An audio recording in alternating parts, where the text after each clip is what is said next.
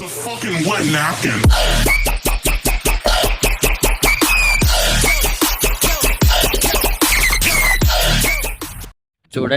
మన పోటుగాడు చేపలు పట్టడానికి వచ్చినాడు.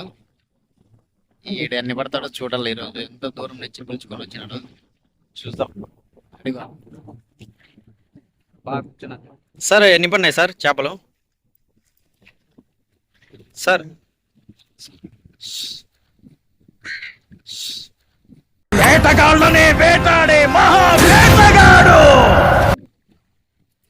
సిగరెట్ అది. ఫస్ట్ రౌండ్కే మనవాడు అవుట్ అయిపోయాడు.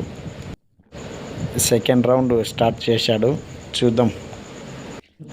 పర్వాలేదు, సెకండ్ రౌండ్లో బాగానే పోరాటం చేశాడు.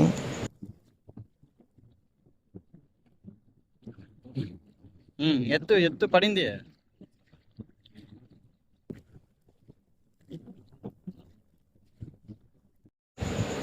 దానికి ఎర్రని సెట్ చేయడంలో వాడు టాపర్. టెక్నిక్గా ఎలా సెట్ చేస్తున్నాడు చూడండి.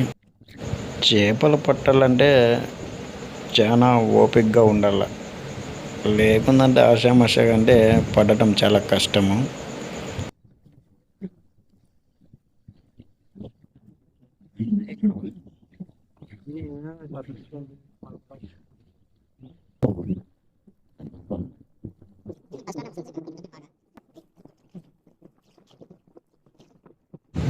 పర్వాలేదు, పోరాటం బాగానే చేస్తున్నాడు, కానీ అన్నీ చాలా చిన్నవి పడుతున్నాడు మనోడు.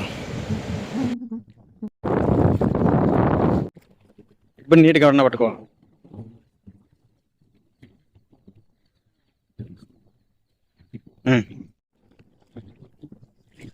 ఆల్రెడీ 5-6 పెద్ద చేపలు మిస్ అయిపోయాయి, అది వీడియో తీయలేదు.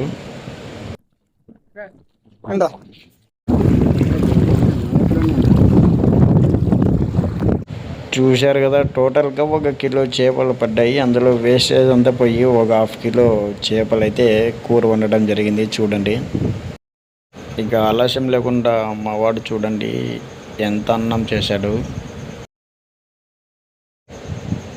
మా వాడిది పెద్ద చెయ్యి, పెట్టడంలో మాత్రం వెనుకడుగేయడు. సరే సరే, కానీ కానీ ఏం చేస్తాం కానీ.